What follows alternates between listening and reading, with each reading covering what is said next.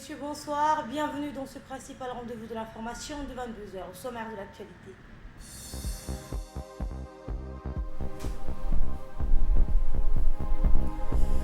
Le centre de leadership et de l'entrepreneuriat a organisé hier à l'école hôtelière d'Arta une cérémonie de remise officielle des patentes pour l'année 2021. Et Joe Biden tacle sévèrement les États qui lèvent l'obligation du port du masque. C'était les titres. Bonsoir et merci de nous accueillir chez vous. L'Assemblée nationale a tenu aujourd'hui une réunion de conférence des présidents pour transmettre les projets de loi en instance aux commissions permanentes et décider de la date de la prochaine séance publique et des modalités de son déroulement. La conférence des présidents, conduite conformément aux articles 12 et 21 du règlement intérieur par le président de l'Assemblée nationale, s'est déroulée en présence donc du Premier ministre Abdelkader Kamel Mohamed, de la seconde vice-présidente, des présidents de groupes parlementaires et commissions. Sur le premier axe, plus d'une dizaine de textes ont été transmis aux différentes commissions permanentes. Concernant l'autre partie de l'ordre du jour, donc, la prochaine plénière sera composée d'un volet législatif et d'une partie durant laquelle les bancs de l'hémicycle officieront comme lieu de débat suite à la déclaration de politique générale lue par le Premier ministre le 1er mars dernier. Le ministre de l'Éducation nationale et de la formation professionnelle, Moustapha Mohamed Mahmoud, et l'ambassadeur de France auprès de la République de Djibouti, Arnaud Guillois, ont signé aujourd'hui une convention visant à permettre de poursuivre les activités déjà engagées comme l'amélioration de la gouvernance des CDI, car ils sont dotés donc d'un manuel de gestion et d'animation. Cette cérémonie de signature s'est tenue au ministère de l'Éducation nationale, en présence donc du secrétaire général du ministère de l'Éducation nationale, Mohamed Abdellah Mahyoub, le directeur de l'Institut français de Djibouti, Stéphane Gallet, les représentants de l'Institut français de Djibouti, ainsi que les hauts cadres du ministère de l'Éducation nationale. L'objectif de cette première convention de poursuite par le projet est de contribuer au renforcement de l'enseignement à distance et s'inscrit dans un projet plus vaste de formation des enseignants. Il poursuit la synergie entre le ministère de l'Éducation nationale, l'ambassade de France à Djibouti et l'Agence française de développement en soutien au plan d'action de l'éducation. Écoutez l'ambassadeur de France à Djibouti.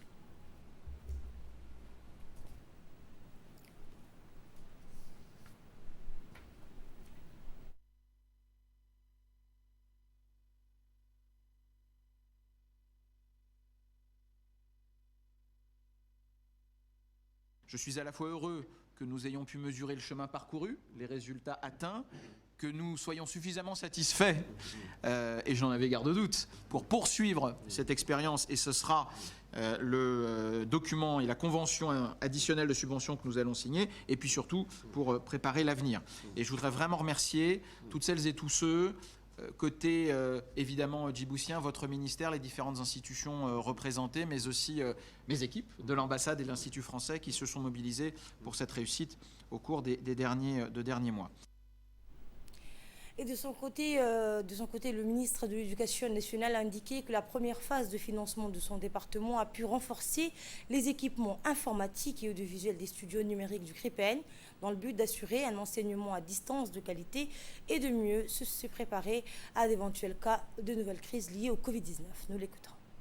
La convention additionnelle que nous allons signer ce matin va nous permettre non seulement de poursuivre donc, ces activités déjà engagées comme l'amélioration de la gouvernance des CDI, car ils sont dotés d'un manuel de gestion et d'animation, ce qui constitue une première pour les CDI des collèges. La convention nous accompagne aussi dans les actions de formation à destination donc, des enseignants de français, d'arabe et d'anglais. Elle prévoit aussi une composante sur l'éducation et la culture comme vecteur de la langue française. Toutes les activités éducatives et culturelles visent à l'amélioration de la qualité des enseignements-apprentissages. Elles contribuent également à la réalisation des objectifs de la feuille de route que son Excellence, le Président de la République, Ismaël Omar Guelleh, nous a tracé pour aboutir à une scolarisation universelle des qualités pour tous dans notre pays à l'horizon 2025. Je ne terminerai pas mon intervention sans renouveler encore une fois mes sincères remerciements à l'ambassadeur de France à Djibouti, ainsi qu'aux équipes de MENFOP et celles, bien sûr, de l'ambassade de France qui ont contribué à la mise en œuvre de la première convention. Hier, dans l'après-midi, le secrétaire d'État à la jeunesse et au sport, Hassan Mohamed Kamel, accompagné du conseiller technique de la jeunesse auprès de la présidence, Ali Mohamed Dato, et de M. Mustafa Idriss Nour, s'est rendu au Mont Aré sur invitation de la jeunesse d'Ali-Sébié. À son arrivée, le secrétaire d'État à la jeunesse et au sport a été accueilli par le président du conseil régional, Omar Ahmed Ouass, le président de la jeunesse d'Ali-Sébié, Mustafa Daïr Idriss, et de plusieurs jeunes issus des quartiers de la ville de Assadio.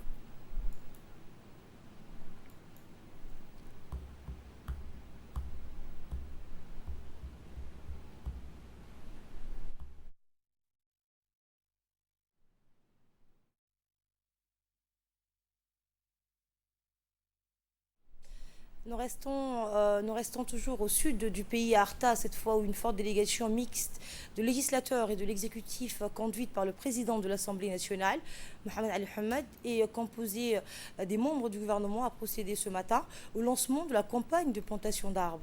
Une caravane qui démarre à Arta et qui s'étalera jusqu'au nord, donc à Tadjoura et la localité de Randa.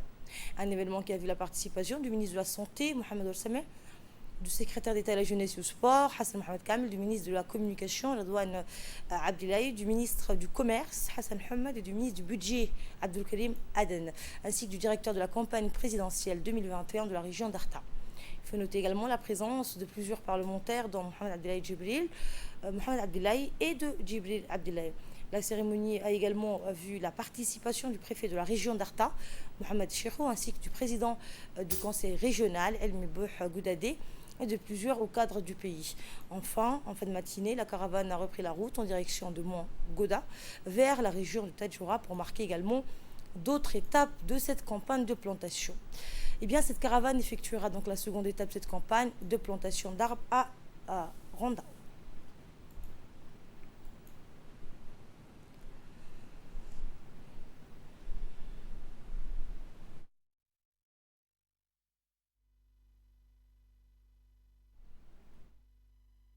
Arta, toujours, le centre de leadership de l'entrepreneuriat a organisé hier à l'école hôtelière d'Arta une cérémonie de remise officielle des patentes pour l'année 2021 et du fonds d'appui Covid-19 en faveur des AGR du ProPéja et de la région d'Arta. Parmi les officiels donc, étaient présents le président du conseil régional d'Arta, El Mibouh, l'ambassadeur du Japon à Djibouti, Oumio Otsuka, la représentante résidente du PNUD à Djibouti, Fatima El-Cher, la secrétaire générale du ministère des Affaires sociales, de la solidarité, Ifrah Ali Ahmed, la directrice générale du CLE, Obah Ahmed Malo, le directeur général de la DDS, Mahdi Mohamed Jama, et enfin le directeur des relations multilatérales au ministère des Affaires étrangères, Guélé Idriss Omar. L'événement a démarré par une présentation du programme d'appui par le directeur des opérations du CLE, Cheikh Mohamed Abdallah. Lors de cette présentation, le responsable a rappelé le contexte qui a motivé la mise en œuvre du programme d'appui. En effet, les mesures de confinement prises par le gouvernement qui étaient nécessaires pour ralentir la propagation du virus ont impacté l'écosystème entrepreneurial et de nombreux entrepreneurs donc se retrouvent dans une situation de cessation d'activité à la suite des mesures décrétées par le gouvernement. Ce coup d'arrêt représente un manque à gagner considérable pour ces acteurs, notamment les plus fragiles. Le gouvernement a pris la juste mesure de la gravité de la situation et c'est ainsi que des fonds ont été mobilisés pour venir en aide aux citoyens les plus fragiles, mais également les entrepreneurs des TPME. Écoutez le président du conseil régional d'Arta. Dit au Covid-19, qui a frappé de plein fouet dans le monde entier, et dont même les pays industrialisés souffrent son impact, la République du Djibouti n'a pas fait d'exception.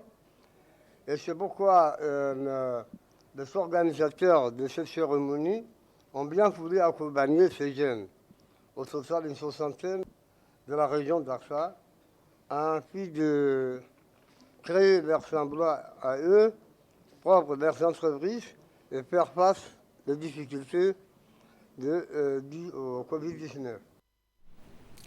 L'ambassadeur du Japon à Djibouti a quant à lui précisé que le Japon s'engage à soutenir la jeunesse djiboutienne.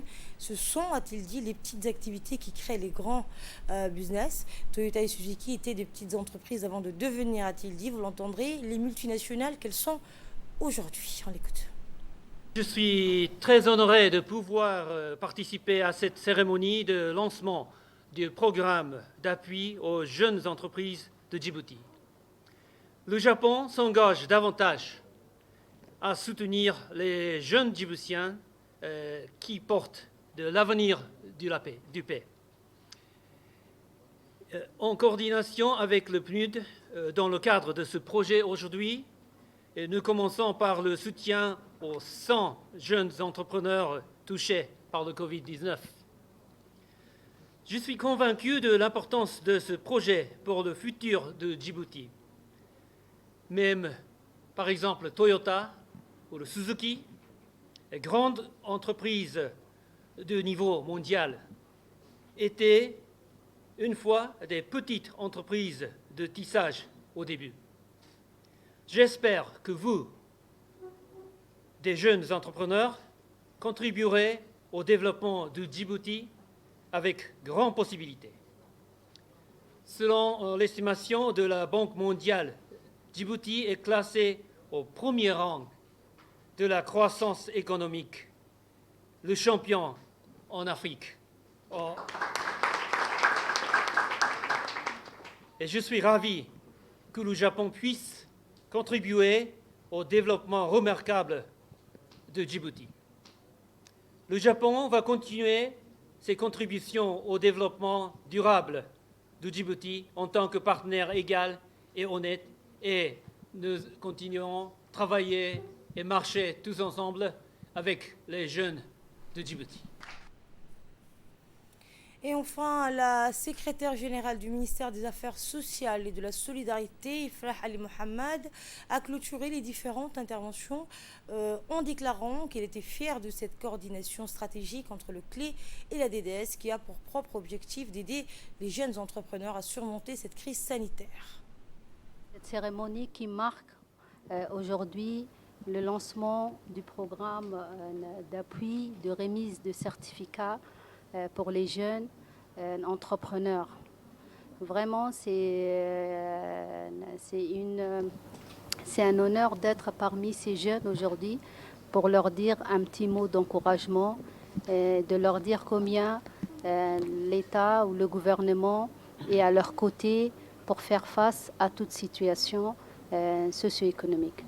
Je voudrais aussi profiter de cette occasion pour saluer ici l'effort de deux institutions, à savoir la CLE et la DDS, qui ont travaillé vraiment main dans la main pour aboutir à ce travail aujourd'hui magnifique qui a mieux ciblé les jeunes qui pourraient bénéficier de cet appui, comment le rendre résilient, comment les accompagner. Vraiment tout un travail de longue haleine a été mené, une synergie jusqu'à la formalisation. Vraiment, c'est un axe stratégique, une coordination stratégique qui s'est fait. Et je voudrais vraiment remercier et saluer cet effort Pour les jeunes ici en face de nous, je voudrais leur souligner ici cet appui qui nous a été vraiment, qui a été dans le cadre de la mobilisation de financement que le pays a effectué pendant les premiers jours ou premiers mois du Covid-19, de la pandémie. Donc une mobilisation de financement qui était située dans le cadre du pacte solidaire que le gouvernement, à travers le ministère de l'économie, a émis pour la République de Djibouti afin d'atténuer les effets ou les impacts du Covid sur l'économie, sur le social. Et la cérémonie s'est poursuivie par les témoignages des bénéficiaires du Propéja et s'est achevée par la remise officielle des patentes pour l'année 2021 ainsi que les fonds d'appui qui vont être transférés via la CPEC de Djibouti représentée par son administrateur, Omar Ibrahim Omar. Le montant total est de 57 000 $, soit environ 10 117 000 francs Djibouti en faveur des 57 entrepreneurs de la région d'Arta. Après la cérémonie, une visite de l'antenne de la CPEC au sein du conseil régional d'Arta a eu lieu.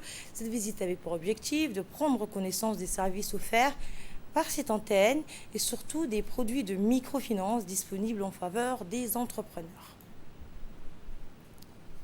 Dans le reste de l'actualité, le chef d'état-major général des armées, le général de corps d'armée, Zakaria Cheikh Ibrahim, a effectué ce matin une visite d'inspection à Mariama.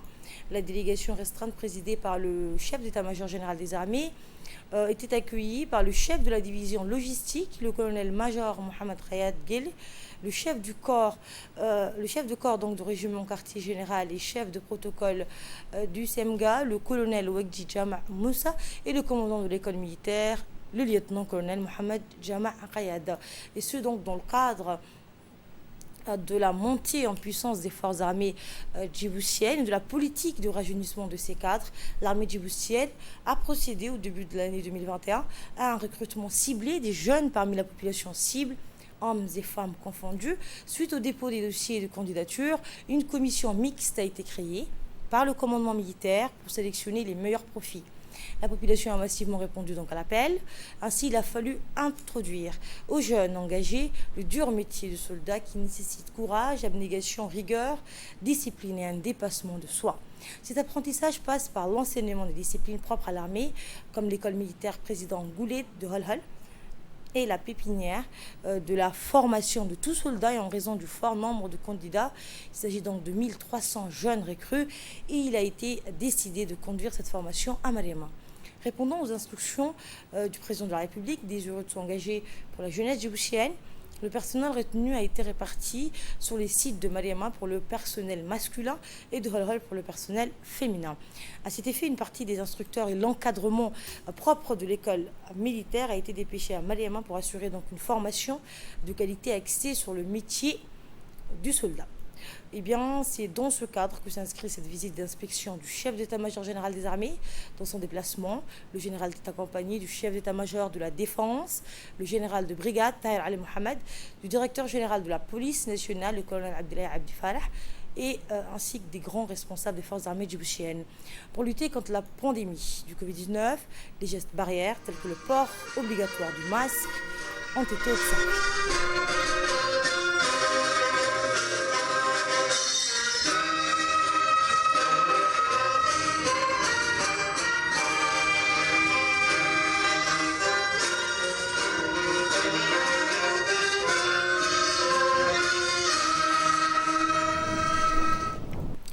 C'était donc le général qui avait entrepris la levée du drapeau, l'hymne national donc a retenti, un extrait donc de la levée des couleurs. Et bien au terme de l'exposé, le général Zakaria Cheikh Ibrahim, accompagné de la délégation, s'est déplacé sur les différents sites d'instruction et a pu constater l'excellence du travail accompli par le personnel de l'école militaire depuis seulement 3 semaines de présence sur Mariama.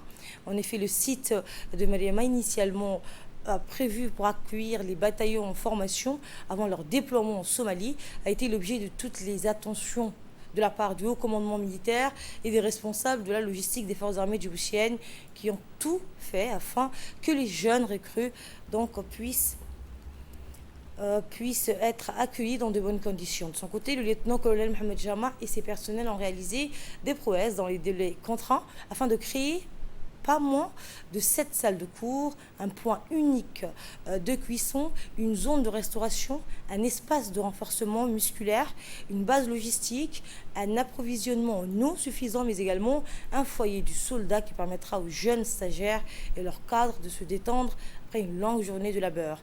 Et bien, du point de vue de la formation, là aussi, les résultats sont prometteurs. En effet, après 3 semaines de présence, les jeunes recrues sont acculturés, donc ils sont déjà en mesure d'utiliser de l'armement et ont déjà fait de gros progrès en termes de résistance physique. Il est également à noter que plus de 130 recrues féminines sont également en formation, on le rappelle, mais cette fois sur le site de l'école militaire de Holhol, et suivent le même programme que leurs homologues masculins.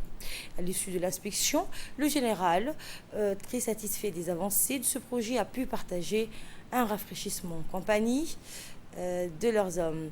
La visite s'est clôturée par une aide d'honneur des stagiaires pour remercier le général de sa visite à Mariama aujourd'hui. Le chef d'état-major général des armées, le général de corps d'armée, Zekeri Ibrahim, a tenu à s'adresser aux jeunes recrues pour leur remercier d'avoir fait le choix de servir leur pays sous les drapeaux en uniforme. Choisir de défendre son pays contre tout ennemi, aussi bien de l'intérieur que de l'extérieur, est un défi, a-t-il dit, au quotidien, qui nécessite courage, abnégation et sacrifice. Mais c'est avant tout un métier noble et respecté, a-t-il indiqué. Toute autre chose, le ministre de l'Intérieur communique que les opérations de distribution des cartes électorales ont débuté le jeudi 27 février. Les préfets de Djibouti-Ville et des régions sont chargés de cette opération. Les cartes électorales sont donc disponibles dans les divers centres de retrait, dans les différentes préfectures et sous-préfectures de la capitale et région. Ces centres sont ouverts tous les jours de 8h à 18h, y compris les jours fériés jusqu'au 8 avril prochain. À Tadjoura, les électeurs commencent déjà à retirer leur carte d'électeur afin de participer au scrutin présidentiel prévu le 9 avril prochain. À cet effet, les bureaux sont ouverts pour faciliter le retrait de ces cartes. Selon le préfet de la région, l'opération de distribution de la carte d'électeur se déroule convenablement et dans la paix sur l'ensemble de la région de Tadjoura. Il a informé que la préfecture de la ville Blanche et 4 sous-préfectures ainsi que Mabla, les agents sont à pied d'œuvre en facilitant l'octroi de la carte d'électeur à la population inscrite sur la liste électorale.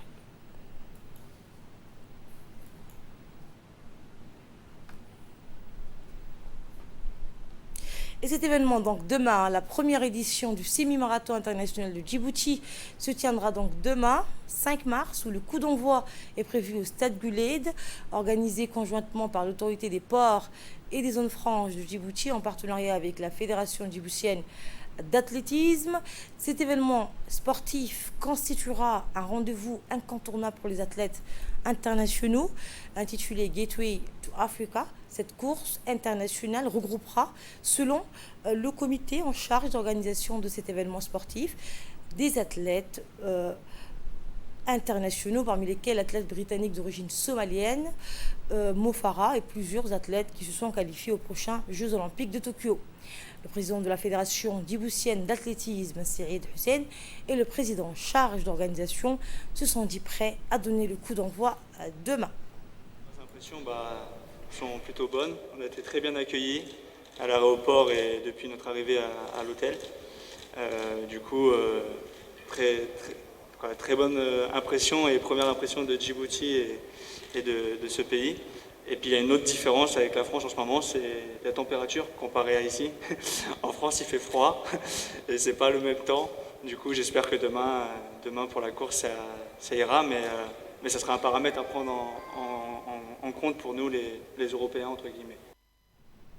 Dans le reste de l'actualité, en bref et en images, les gendarmes de la brigade des quartiers 6 et 7, appuyés par leurs collègues de la brigade de Djibouti Nord avec une équipe de renfort de la gendarmerie mobile, ont découvert dans l'après-midi d'hier des produits pharmaceutiques, à savoir des médicaments non homologués par l'inspection générale du ministère de la Santé, dont les conditionnements ne sont pas respectés.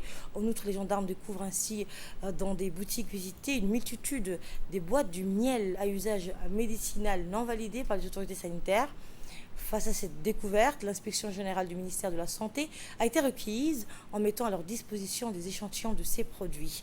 Et après analyse, les spécialistes du ministère de la Santé précise que ces produits pharmaceutiques saisis tendent à traiter l'amaigrissement, le diabète et la défaillance sexuelle ainsi que les problèmes de règles chez les femmes.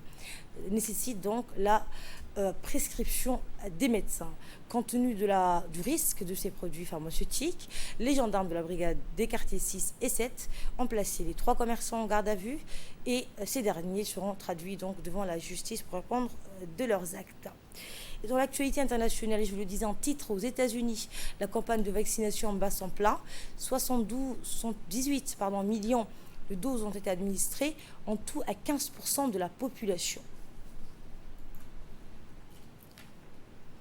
Et c'est la fin de cette édition. Merci à vous de l'avoir suivi. Très bon week-end à toutes et à tous.